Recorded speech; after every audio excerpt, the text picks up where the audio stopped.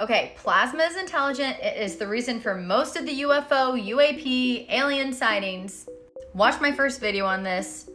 I'm gonna blow your mind. Let's go deep dive into plasma intelligence. Very, very quick if you're new here, plasma is the fourth state of matter. It is known in science as an ionized gas. It has flooded the news stations recently when they found plasma bubbles over Egypt. This guy, Robert Temple, wrote a book on how plasma is intelligent. It is called dusty complex plasma. They found these things called the Kordylewski clouds over Earth. They're intelligent clouds of plasma. Look it up. Plasma is the great transmuter. It is even referred to as a female god. Okay, how does it relate to UFOs and aliens and abductions, let me tell you. Okay, so we're gonna start back. Unidentified anomalous phenomena, extraterrestrial life, plasmoids, shapeshifters, replicants, thunderstorms, lightning, hallucinations, aircraft disasters, ocean sightings, a spiritual, metaphysical philosopher's wet dream. So one very interesting thing, he talks about transient plasmas and they're referred as elves and sprites. This is no coincidence. Elves and sprites, also known as, coming from the word spirit, they were supernatural beings depicted as fairy-like or ethereal creatures. They lived near water or by the water. When people talk about water, it's a good thing to think of plasma, the cosmic ocean, the matrix, the field. It's how consciousness experiences itself. It causes reflection. It is used with electricity. Most interestingly, they called it the other world in Celtic mythology, where they would reside in watery rivers. This is where the sprites and the fairies would be. That is for another video, just making a cool connection for my neurodivergent folks. So they kind of go into the transient plasma in the ionosphere, which is the plasma layer around Earth, or more dense plasma, because plasma is everything. He just kind of talk about just like lightning can evolve downwards to Earth from thunderstorms. What evolves outward or upward from thunderstorms are these kind of things. He also talks about how these things have invaded and penetrated spacecrafts.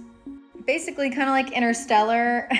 In Interstellar, basically these fifth dimensional beings, which happen to be them in the future, the hand, well, we never really know, but the hand kind of comes through and touches Anne Hathaway. This might be my first time talking about it, but plasma is love. It is fifth dimensional. There are artifacts of love in this three-dimensional plane, but just like we can't see plasma, we can't see love. It quantum tunnels. It comes from the fifth dimension, fourth dimensionally, quantum tunnels here to the third dimension. And that is how it goes through spaceships, and that's what I'm sticking with. Okay, this part's interesting. It kind of explains why people think they get abducted, which they like kind of do. Basically, he talks about what is referred to as ball lightning, which is plasmoids in the lower atmosphere. So just to give you a visual, this is ball lightning, and yes, it has been known to occur during thunderstorms. So I do think they're onto something with the whole thunderstorm thing in plasma. That's not just like out of left field.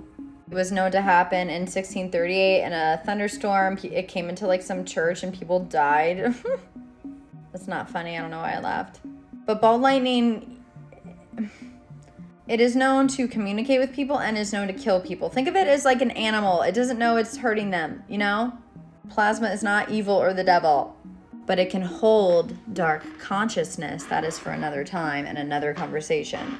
Also, if you're loving this plasma talk, I'm writing a whole book on plasma intelligence, but kind of like from the feminine perspective of how to harness it with your intention and consciousness. So if you are interested in that, you can go to the link in my bio and sign up for a free email when my book will come out. I'm pitching it right now to publishers. I'll sum this up for you. Basically, not only does he talk about like ball lightning and plasmoid shape shifting, but he kind of says they might be the cause for some hallucinations. Like people think they get abducted because, here, I'll just show you so you can read along. So basically this is kind of the different looks that it's had, like ball lightning, a ring, a cloud, a blob, a jellyfish, a flame, a ball of fire, shapeshifters may appear, cylinders, disc, triangle. Basically these are most of the UFOs you'll see. And he also does say that some UFOs are UFOs from other worlds and planets. It's not just plasma, okay? But most of them are plasmas. Very interesting. Some observers detect an odor resembling ozone, sulfur, and nitrogen dioxide in the vicinity of these plasmas. They believe that the Biela plasma might be cold because they don't feel heat when it gets close, but there are also reports of it melting soil, evaporating volumes of water, and people suffering burns and shock, so maybe it's both. I think it can control the temperature, or the temperature in plasmas can be obviously either hot, very hot, or cold. He then says when it's gotten close to people, they became confused and disoriented and experienced hallucinations, suffered from nightmares. Basically, when you get too close to the light, like they say in mythology, you could go crazy. If we don't have the right filters and healing in place of our consciousness, and we just like are downloading all this plasma knowledge all the time, we'll go nuts. Oh, we will. There is a thing, it's called spiritual psychosis. You can also be very grounded in reality and be spiritual, which is why I like to call it metaphysical.